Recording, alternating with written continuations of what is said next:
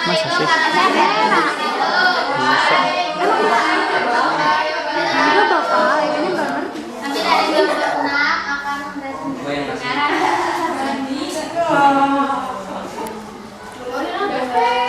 Ya, sok mulai.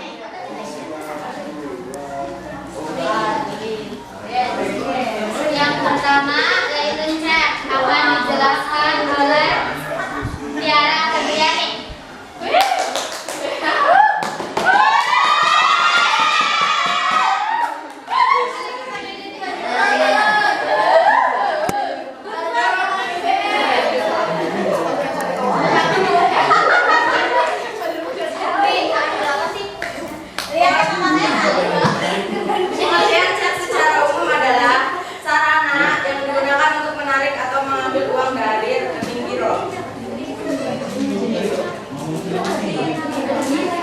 Syarat tarikan cek. Jadi kalau mau apa ya? Syaratnya ya. Yang pertama tersedianya dana, berarti uangnya ada materai yang cukup. Yang ketiga, jika ada coretan atau perubahan harus ditandatangani oleh si pemberi cek. Yang keempat, jumlah uang yang tertulis di angka dengan huruf haruslah sama. Yang kelima, memperlihatkan masa kadaluarsa cek yaitu 70 hari setelah dikeluarkan cek tersebut. Yang keenam, tanda tangan atau stempel perusahaan harus sama dengan yang di spesimen. Spesimen itu contoh tanda tangan. Yang ketujuh, tidak diblokir pihak berwenang yang punya pengirimannya ya. Yang kedelapan, kondisi cek sempurna, nggak robek, nggak basah, begitu. Yang ke tadi 10 ya. Rekening belum ditutup, berarti yang punya rekening belum ditutup. Selanjutnya yaitu yang kedua. Belum. Apa lagi? Ya Tiara grogi. Sesuatu sih.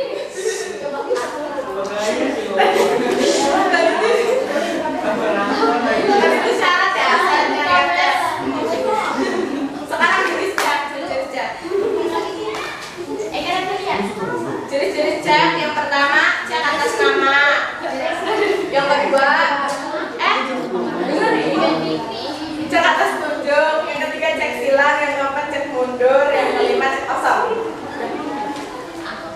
Cek mundur. Yang kedua yaitu faktur yang akan dijelaskan oleh Direktur Afifah. Faktur adalah surat tanda perhitungan penjual kredit yang diberikan oleh penjual kepada pembeli. Faktur dibagi di faktur itu ada faktur biasa, faktur proforma, dan faktur konsuler. Faktur biasa itu biasanya umum ya, dalam transaksi sehari-hari. Kalau proforma itu faktur sementara yang diberikan sebelum penyerahan barang secara keseluruhan.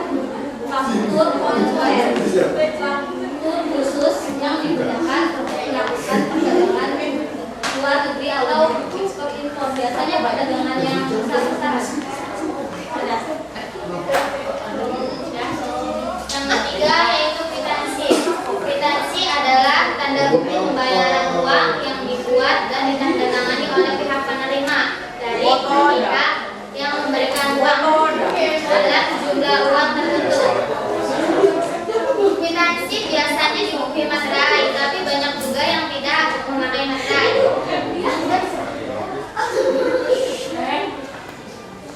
Kwitansi kan ada dua bagian, yaitu bagian yang memberikan uang dan yang bagian bonggol untuk yang menerima uang. Ini contoh kwitansi, sudah pada tahu kan? Yang kelima, yang keempat yaitu nota debit yang akan dijelaskan oleh Sartika.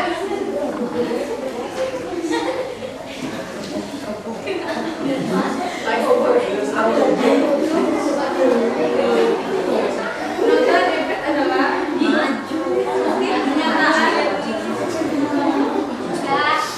bukti pernyataan yang dibuat oleh pembeli kepada utang usaha karena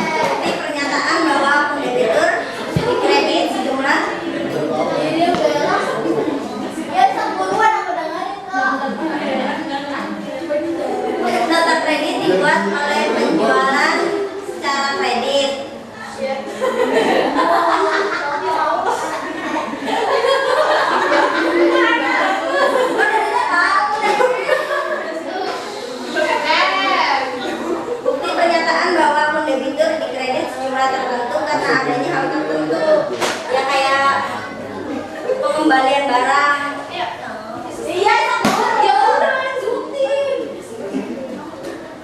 Misalnya menerima kembali retur barang dari pembeli, lembar asli diberikan kepada pembeli sedangkan salinannya disimpan oleh penjual. Dan yang selanjutnya yaitu piutang dagang, piutang pendapatan, piutang lancar, dan piutang jangka panjang akan dijelaskan oleh Lata Tovan Walia. Apa yang aku? Enggak kan kamu yang mau. Udah soal itu. Assalamualaikum. Piutang dagang semuanya kepada Walia. Belum.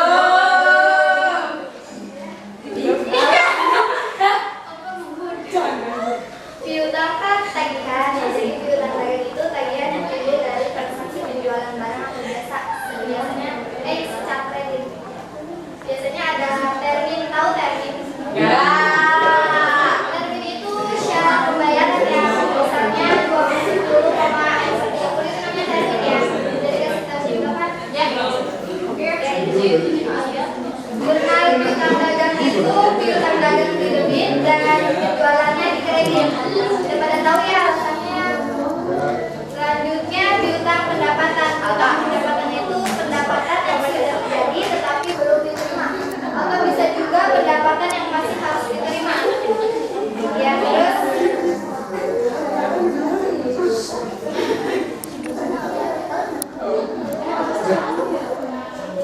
jurnal piutang pendapatan yaitu piutang pendapatan di debit dan pendapatannya di kredit. Sudah tahu ya alasannya tadi ya, yang ada itu ya. Selanjutnya apa lagi tuh? Utang jangka panjang. Ya, jangka panjang itu yang jangka waktunya lebih dari 1 tahun. Biasanya jangka waktu itunya pembayarannya lebih dari 1 tahun.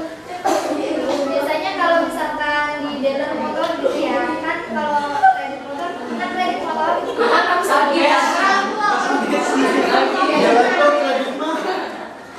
biasanya kan sekitar 3 tahun. Kalau kredit baju itu masuknya utang jangka pendek lancar. Ya, ya utang lancar ya sebaliknya kebalikan dari utang jangka panjang. Kalau utang jangka pendek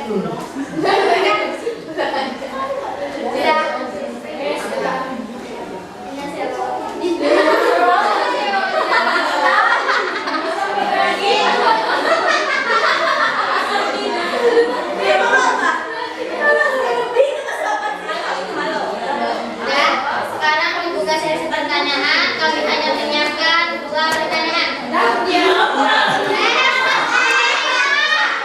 yang pertama. Yang mau bertanya silakan angkat tangan.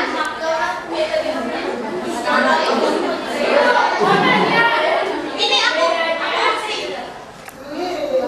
Bedanya format nota debit sama format ledger. Siapa itu? Iya, yang tadi.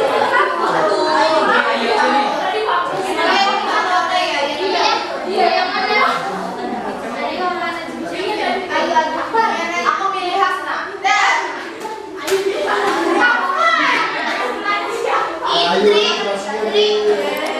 Ya, tadi kan macam-macam. Saya kan ada cek mundur, sama cek kosong.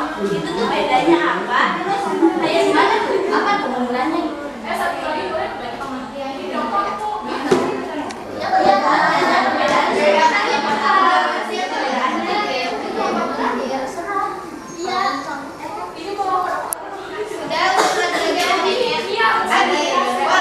klarifikasi. Udah bentar ya, nanti klarifikasi.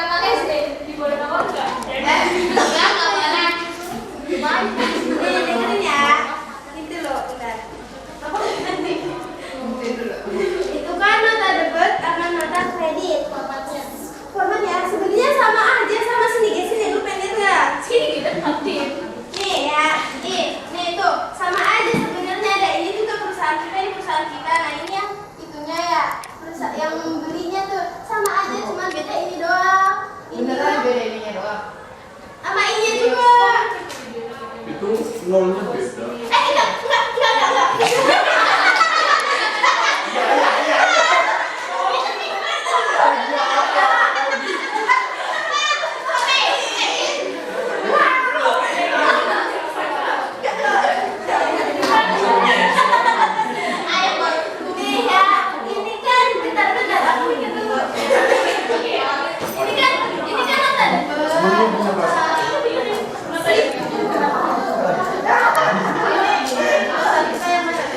Perusahaan kita yang ini aja ya, yang paling utama. Ini perusahaan kita, ini perusahaannya belinya kan. Iya, ini iya kan cacat, jadinya dibalikin lagi.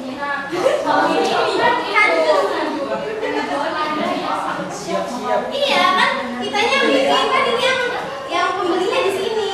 Kita kan udah ngeluarin barang buat dia jadi udah ngejual barang. Jadi penjualan itu yang bikin atau jadi? Ya iya.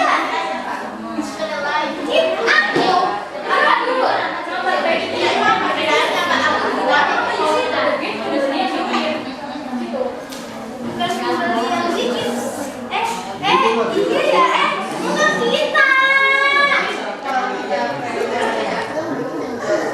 Enggak, ini mah penjual, ini mah pembeli. Ini dijual, ini pembeli. Enggak, iya nggak sih? Terus kan kamu nanya ke Ona. Enggak, kok kalau dari itu kayak bagus. Sini balik, jangan. Siapa kita? Iya.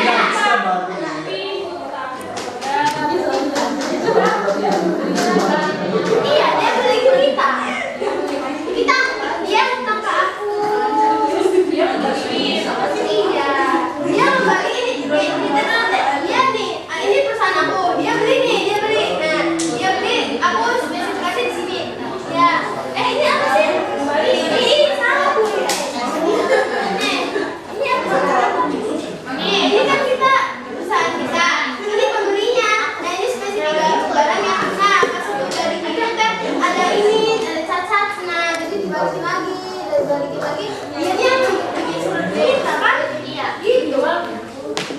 Belinya, aku juga gitu. Iya ya Pak ya? Oke Pak. Iya gitu. Emang bener gak sih? Oke kayak gitu.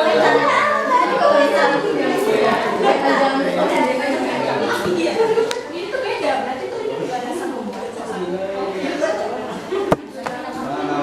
Kita itu kita. Iya emang. Ini kan dari sananya. Dari kita. Iya, atas nama dari iya, Pembelinya yang balik barang ke kita, jadi kita bisa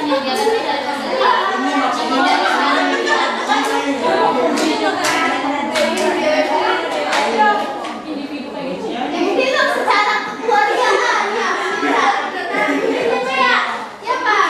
Jadi kalau perusahaan yang membelinya biasanya nanti yang menjualnya yang menjualnya juga. Iya. Berarti kalau yang belinya perusahaan, berarti kalau misalnya dia yang membalikan barang, berarti dia yang bikinnya, bukan tukang. Kan kakak, Bapak, individu. Aku beli nih di tokonya lain tapi perusahaan. Tapi aku bukan perusahaan, tapi nanti dibikininnya namanya lagi. Oh iya Pak ya? Berarti ada enggak, mungkin atas nama Pak ya? Di sini atas nama kitanya Pak yang beli Pak. Tapi yang buat perusahaan, kan itu aku lah dia. Iya, kalau individu nanti yang bikinnya individualnya, itu kan uang sama.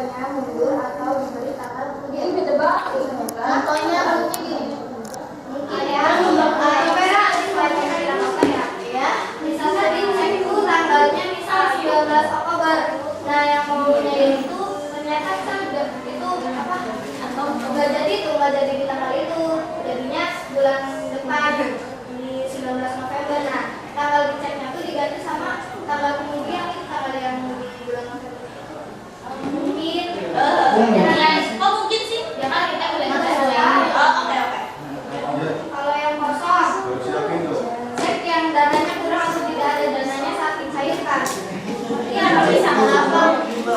Jakarta dananya nggak ada di itunya. Oh, di banknya. Iya, dananya nggak ada atau kurang. Ya udah ya. Ya, Tadi banknya tuh ada berapa di sini? di sini ada banyak orang. Ada cek silat. Oh iya. Tadi apa cek kosong? Ulangi.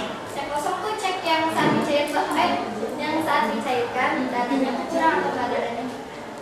Kata ibu Rina juga kayak gitu. Tadi Burina. Kalau kata bapak gitu ya masih ingat gitu. Sebenarnya ada dua ini ya, tergantung ininya ada dua persepsi ya. Mungkin kalau yang di apa namanya, yang sama Bu Rina, jadi cek kosong itu dimaksudkan saldo di banknya nggak ada, ya. Tapi ada juga cek kosong seperti ini. Jadi ketika misalnya si perusahaan atau ada bos gitu ya, yang ngasih atau misalnya kita ini karyawan yang sangat ladan ya, dan sangat di apa namanya di nomor satuan oleh bos kita misalnya ya, bisa aja bos kita udah kamu mau apa aja sob, nih saya kasih cek kosong, tulis berapa aja nominalnya terserah kamu, tinggal cairin. Juga sama cek kosong ya, jadi ada dua persepsi ya. Tuh. Jadi kita nggak bisa nyalahin yang mana aja ya, tergantung situasinya seperti apa. Apakah memang saldonya nggak ada ketika kita cairkan, nggak ada di saldonya, udah nggak ada. Atau misalnya ini diblokir ceknya oleh si yang punya saldo, bisa aja. Atau yang seperti tadi dikasih cek kosong, suruh nulis nominal sendiri, bisa. Iya. Jadi yang punya itu cukup tanda tangan dicek aja, tulis sendiri nominalnya. Seperti itu. Ya. Biasanya kalau zaman sekarang sudah jarang ya menggunakan cek ya, karena sudah zaman digital, transfer langsung. Kalau cek itu rentan hilang, rentan diambil orang lain, terus rentan lupa nukerin kadaluarsa nantinya, tanggalnya kan biasanya ada jangkanya juga ya.